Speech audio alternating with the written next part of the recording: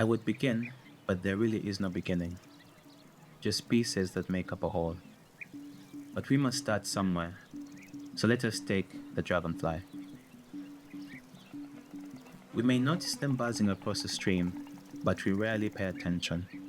But apart from being a very beautiful thing, what if I told you there was so much more?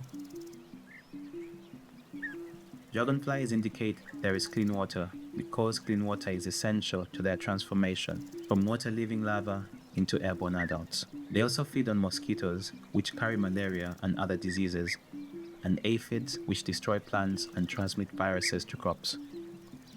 So what would happen if we took the dragonflies away? It could mean dirty water, it could mean more disease, it could mean fewer flora to lock up carbon, it could mean less food, or it could mean all of them. So if we help dragonflies, we help ourselves. And if we help ourselves, we can help everyone. Biosphere reserves are difficult to define because they deal with complex cause and effect. There are 669 biosphere reserves designated by UNESCO in 120 countries, 9 of which are in South Africa, and each one has different priorities and problems.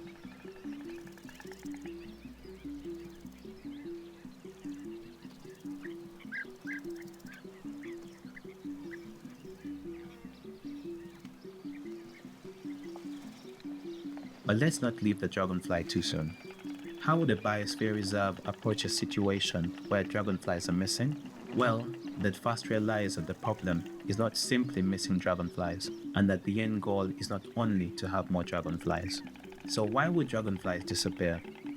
Well, let's start with the environment around them. Are there too many alien species? Alien trees consume more water and have dense canopies, which shade out breeding and hunting habitats and reduce ground vegetation, which causes soil erosion, washing away debris and dirtying the rivers. Restoring indigenous trees then not only means helping dragonflies, which help disease control and food production, but it also helps to save water and improve its quality and stop soil erosion, which means more habitat for producing more clean water and clean air, and more healthy land for growing food, which means more people employed in growing that food, which helps skill development and financial growth, which helps alleviate poverty, which helps decrease crime and strain upon social structures. Let's wind back a bit. There's another path we can take. Removing alien plants and trees that secure the soil, that save and clean water, that eradicate the shade, that destroy habitat for dragonflies, that help food production and disease control, that create jobs for people, that develop skills and financial growth, that helps alleviate poverty, which helps decrease crime and strain upon social structures, can employ people in another way, by hiring them to clear alien plants and restore the indigenous environment. Employment and the social upliftment it brings can also bring about a decrease in poaching, which quite obviously brings about an increase in biodiversity, which benefits us by supplying us with clean water, clean air, pollination, and healthy soil, which helps give us healthy food. But there's more. Biodiversity also means tourism. People want to see animals. They want to see leopards and elephants, but these animals can't exist without the animals and plants they feed off, and animals and plants their food feeds off. Tourism means even more employment, directly and indirectly, and it means money coming into communities for schools, for infrastructure, for development. Development which is now understood needs to be sustainable and respectful to the environment that allows it in the first place. But biodiversity can do even more for us, so let's go back to the leopard. The leopard is a keystone species at the very top of the food chain. This means it has a critical role in maintaining an environment as it affects many other organisms around it.